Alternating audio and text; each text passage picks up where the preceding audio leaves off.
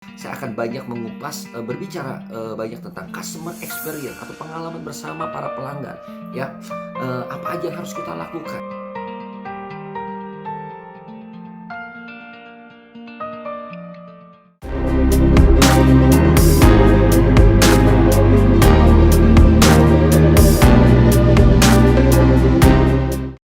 Oke, jumpa lagi dengan saya David Tan, masih di From Indonesia to the World. Saya berdoa untuk teman-teman yang sedang menyaksikan tayangan ini ya. Anda sebagai pengusaha UMKM atau yang baru mau mulai usaha, saya doakan usahanya semakin berkembang pesat, semakin besar dan semakin berdampak. Ya, bahkan saya berharap seperti judul dari tayangan ini bahwa From Indonesia to the World, produk atau bisnis teman-teman itu benar-benar bisa from Indonesia to the world. Bukan hanya ada di Indonesia, tapi ada di seluruh negara-negara yang ada di seluruh dunia. Oleh karena itu saya mau ajak teman-teman semua untuk kita belajar lebih lagi bahwa memang di saat-saat kondisi pandemi ini kita belajar banyak tentang digital. Bahkan banyak banget startup semua memulai bisnis digital.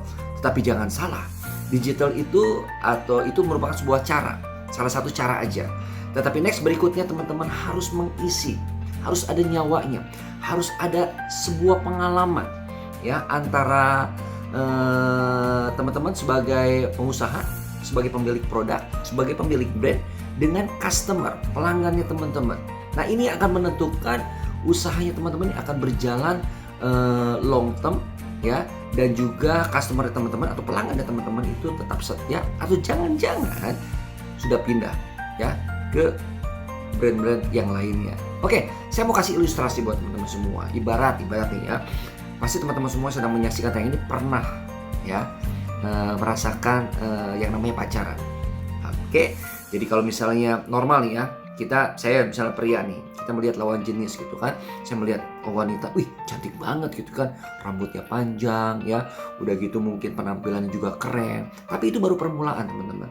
Pada saat kita mulai pendekatan, pada saat kita sebelum kita memutuskan untuk kita berjalan bersama membangun sebuah hubungan yang namanya pacaran, pasti kita ngerasa kira-kira nyambung nggak ya, kira-kira cocok nggak ya, komunikasinya asik nggak ya, kira-kira dia orangnya baik atau enggak ya, kira-kira dia perhatian atau enggak ya, atau jangan-jangan mungkin dia orangnya cuek, cuma enak dilihat doang. Oke, tapi ternyata begitu diajak jalan ngobrol nggak nyambung ya, atau mungkin jangan-jangan ketika lagi lihat semuanya everything oke. Nah, next berikut ya, ketika kita melanjutkan ke jenjang yang lebih serius lagi, ternyata ada banyak faktor yang lebih daripada hanya sekedar penampilan luar.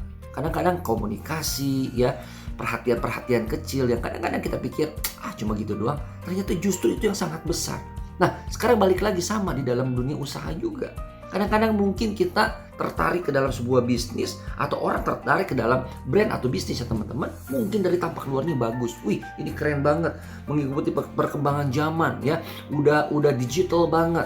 Tapi next berikut pada saat kita menggunakan jasanya atau kita menggunakan produknya, kita merasa kok kayaknya ya oke sih, keren sih produknya. Tapi kok gue gak ngerasa ada manfaat atau kok gue gak ngerasa ada satu pelayanan yang bener-bener spesial banget buat saya sebagai pelanggannya. Nah, teman-teman, ini akan menjadi satu problem ya, terutama buat para startup yang semua hanya fokus memikirkan ide-ide apa yang buat teman-teman akan buat. Next berikutnya yang teman-teman harus lakukan, teman-teman harus kenal siapa pelanggannya teman-teman, siapa customer teman-teman. Dan teman-teman harus mulai bisa membangun bagaimana customer saya ini merasa nyaman. Ya, apa aja sih atau faktor-faktor apa sih yang kira-kira yang